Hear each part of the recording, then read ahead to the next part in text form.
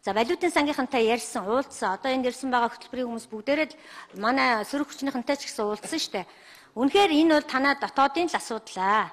Танаа засгийн газрын хийх асуудал, шийдэх асуудал, хүүхдийн мөнгөний тухай асуудал. Ямар зарлага гаргахаа? Гэхдээ ямар зарлага гаргах чинь танаа засгийн газрын асуудал гэж валютын сангийн хүн хэлсэн шүү өөрөө. Хөтөлбөрийн уулзалтын протокол аваад үзэж болно шүү. Хараа бүх юмар валютын сангийн нэрийг ингэж барих бас болохгүй. За хоёрдугаар ер нь их усүрээ хай гэж судлаагүй л байхгүй. 5 сарын өмнө бид нар 19 оны төсөв батлахад 18 оны хадамж дээр 690.5 тэрбум төгрөг байсан.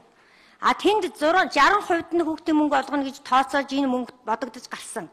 Одоо 20%-аар нэмэхэд одоо логикоор бодох юм бол нэмж мөнгө гаргах учраас энэ мөнгө чинь нэмэгдэж явах хэрэгтэй байхгүй юу? Тэгээ 80% болгоход нэмэгдэхгүй. Яагаад гэвэл нөөц мөнгө байсан гэсэн. За окей байгаа юм байна гэдэг.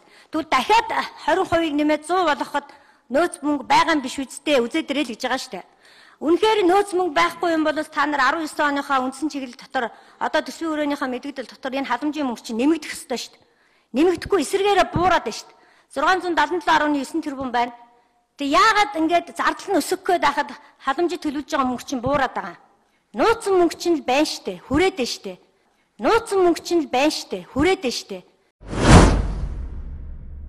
За олон улсын валютын сангийн ажлын хэсгийнхэн юу гэж хариулж байгаа гэхээр бид нар танаа засгийн газарт яг тодорхой хувь хэмжээ одоо юу гэдгийг тулгасан тийм асуудал яриаггүй.